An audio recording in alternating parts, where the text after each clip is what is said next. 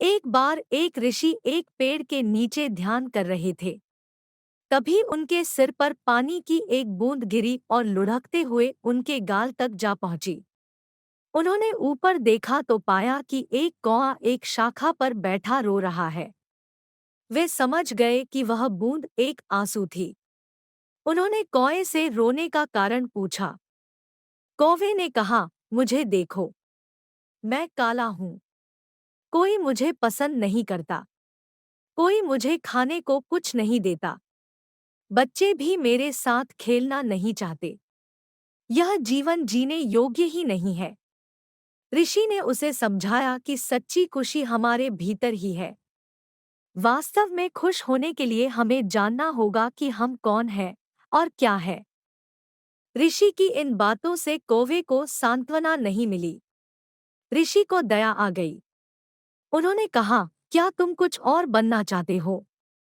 मैं अपनी मंत्र शक्ति से तुम्हें मनचाहा रूप दे सकता हूँ। यह सुनकर कौवा खुश हो गया और बोला, हे महान साधु, आप मुझे एक हंस बना दीजिए।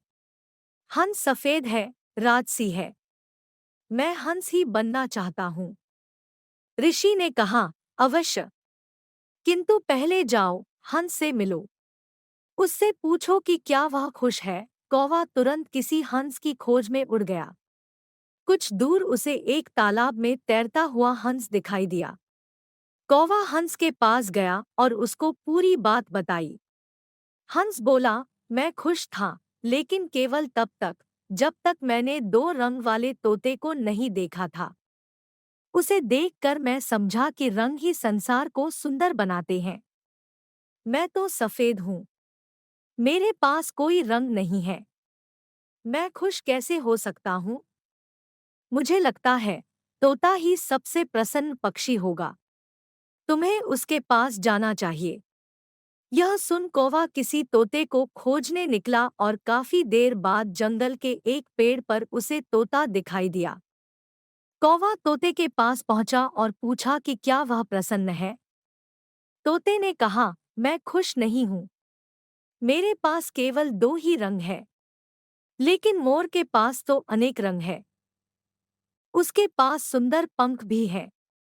लोग उसको पंख फैलाकर नाचते हुए देखना पसंद करते हैं। मेरे पास तो ऐसा कुछ भी नहीं है। मुझे लगता है मोर ही सबसे अधिक प्रसन्न पक्षी होगा। अब तक कौवा बहुत थक गया था, लेकिन उसे कोई भी खुश पक्षी नहीं मिला था। फिर भी वह मोर की खोज में निकल पड़ा। अंत में एक चिड़ियाघर में उसे मोर दिखाई दिया। वह मोर के पास गया और पूरी बात बताई। मोर ने कौवे की बात सुनी और एक गहरी सांस लेकर बोला, मैं भी स्वयं को सबसे सुंदर पक्षी समझकर प्रसन्न होता था। लेकिन सच यह है कि मेरी सुंदरता ही मेरा अभिशाप बन गई। लोग हमेशा मुझे देखते रहना चाहते हैं, इसलिए मुझे पकड़कर इस पिंजरे में बंद कर दिया गया है। मेरे रंग-बिरंगे लंबे पंख बहुत सुंदर हैं, लेकिन ये इतने भारी भी हैं कि जब मुझे पकड़ने के लिए लोग आए तो मैं न तो ऊंचा उड़ सका, न ही तेज भागकर अपनी रक्षा कर पाया। मित्र, सच तो यह है कि मुझसे अधिक प्रसन्न तो तुम हो, क्योंकि तुम स्वतंत्र हो। अब तक कौवा समझ चुका था कि हम सभी में अलग-अलग विशेषताएं और कमियां होती है। कोई संपूर्ण नहीं होता।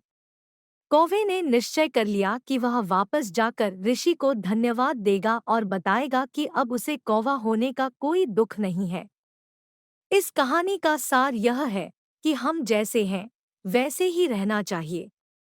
कोई भी व्यक्ति संपूर्ण नहीं होता। दूसरों से व्यर्थ की तुलना करने से केवल दुख और असंतोष ही प्राप्त होता है।